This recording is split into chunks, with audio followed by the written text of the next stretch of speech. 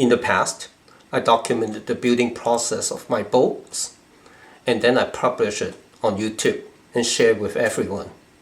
This time is a little bit different. Sam mentioned to me he wants to use the 4mm coroplast sheets from Home Depot. The plan is he's trying to fuse two sheets together to make a bigger one. I would give him suggestions on how to build this boat. I have used the 4mm sheet from Home Depot to build 3 boats, but I have never tried to fuse the 4mm sheets together. It's a challenge because they are thinner and the control of the heat is very critical. If you don't do it right, you basically melt the sheet rather than fusing them together. Sam asked a few very practical questions, and I came across those problems too. Therefore, I decided to create this video and share it with everyone here. We plan to collaborate and create videos to document how you build this boat, so that if any one of you plan to do something the same, there's a reference there. Let's take a look at the requirements of his boat.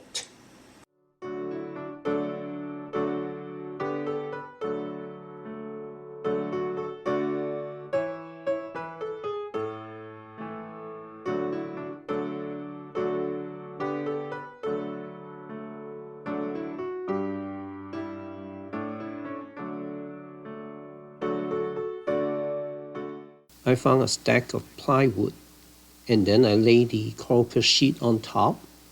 I bend it, and then I bring it to the checkout counter.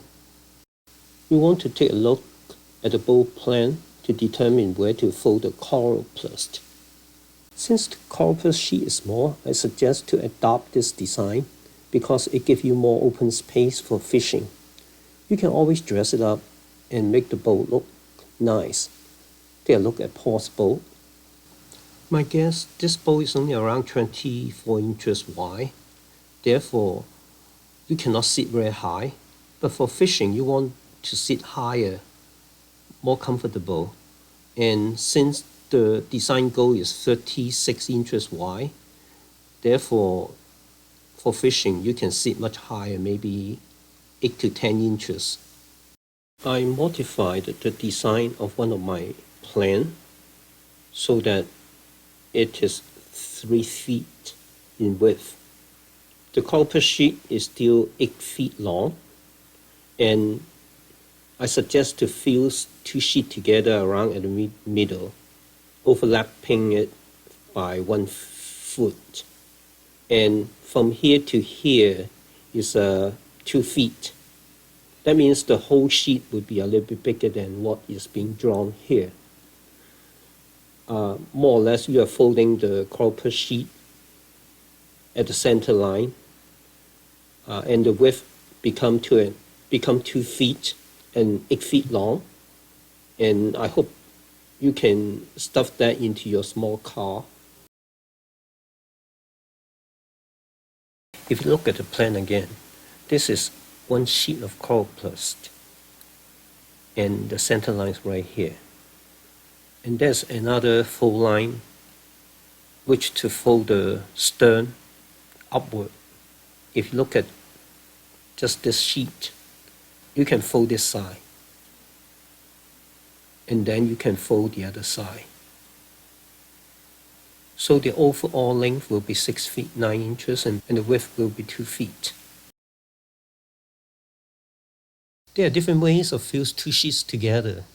In example 1, I only fuse along 1 row, but I would suggest to overlap 2 sheets together by about 12 inches so that you can fuse 2 rows, and it would provide better water tightness. At the same time, it would provide better strength so that 2 sheets will not be pulled apart that easily. With this boat, I glue another triangular piece of coroplast on top of the bottom to create a thickness of total 12 millimeter. It's mainly for me to land my feet when I get onto the boat, but I wouldn't recommend this design for the boat we are working on here because This boat is 36 inches wide, so much wider. And I suggest other way to create a floor rather than double up or triple the thickness of the bottom. Let's take a look at this boat. Basically, it's the same design, except it's longer. The frame is made up of PVC pipes, and a total of 8 screws were used to hold the sides together. And cedar wood pieces were placed in between the PVC pipings. And you can see it is wobbly even in calm water. This is basically the same design, and it handles the weight very well. The bottom is made from a sheet of 2 inches thick pink foam and wrapped with a 4mm coroplast sheet. The coroplast is to protect the surface of the foam from scratches from our feet. For this boat, I used longitudinally placed wood pieces, which is similar to the skin and stitch boat's design, and it is pretty solid. As you can see here, it can handle the weight pretty well.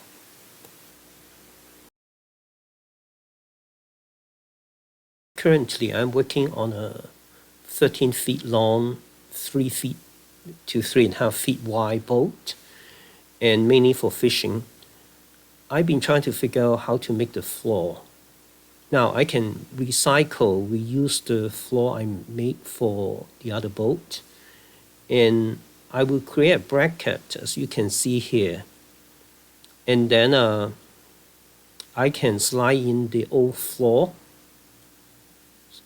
which is using 2 inches foam. Using foam is a better way to go because it's so much stronger. The foam also keeps my boat afloat if it flips over.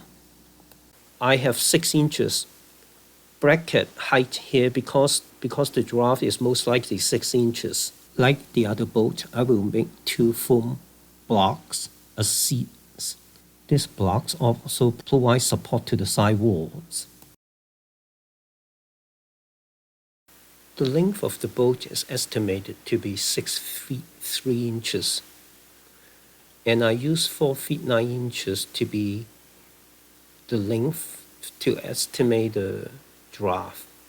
And also the boat's width is 3 feet. I used the surface area of 4 feet 9 inches by 3 feet to come up with 14.25 square feet. Assume there's a 250-pound weight, and I use more conservative number, 60 pounds per cubic feet. And then I work out the draft is about 3.5 inches even keel. This is a very conservative estimation. That's all for today. Thanks for watching. If this material is of interest to you, please subscribe so you will be notified when I have next update. Again, thanks. See you.